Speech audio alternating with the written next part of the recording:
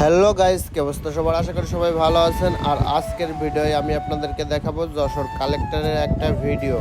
আর maximum আজকের video আমি আপনাদেরকে দেখাবো যে কালেক্টরের যে পুষ্করিণীটা আছে, সেই পুষ্করিণীতে যে রঙ্গিল মাছগুলো আছে, সেই রঙ্গিল মাছগুলোর একটা ভিডিও দেওয়ার চেষ্টা করবো। গাইস, অলরেডি আমরা পুষ্করিণী পাড়ে চলে এসেছি। আর এখানে দেখছেন আমরা এখান থেকে খাবার কিনছিলাম, খাবার কিনে এখানে খাবার ফেলাইছি। আর কত রঙ্গিল মাছ এখানে এসে ভরে গেছে ভাই, এত পরিমাণ রঙিন মাছ। এবং কালেক্টরের এই পুষ্করিণীর মধ্যে কিছু বোটও আছে। আপনারা যদি এখানে আসেন মাছের সাথে অনেক মজা করতে পারবেন এবং এখানের বোটগুলো ইউজ করতে পারবেন। আর এখানের বোটের প্রাইস ছিল মাত্র 80 টাকা। 80 টাকার বিনিময়ে 1 ঘন্টা এখানের যে বোটগুলো আছে এই বোটগুলো আপনারা ইউজ করতে পারবেন। গাইস, অলরেডি আমরা এখানে খাবার দিচ্ছিলাম আর এখানে কত প্রকারের মাছ চলে এসেছে দেখেন। আর এখানে ম্যাক্সিমামই মিউজিয়ামে যে মাছগুলো থাকে সেই মাছগুলো আছে এবং হচ্ছে তেলাপিয়া মাছগুলো আছে। আর এখানে আমার ছেলে বসে মাছরে খাওয়াচ্ছিল, তার বলে খাওয়াতে অনেক ভালো লাগতেছিল।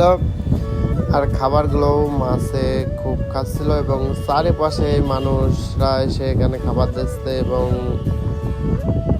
মাছগুলো আসতেছিল। আর জায়গাটা আমার খুবই ভালো লাগছে এবং ভিডিওটা দেখে আপনাদের কীরকম লাগছে সেটা আপনারা কমেন্ট করে জানাবেন। আর যশোর থেকে যারা ভিডিওটা দেখছেন তারা ভিডিও কমেন্ট করবেন এবং বেশি বেশি করে ভিডিওটা শেয়ার করবেন গাইস।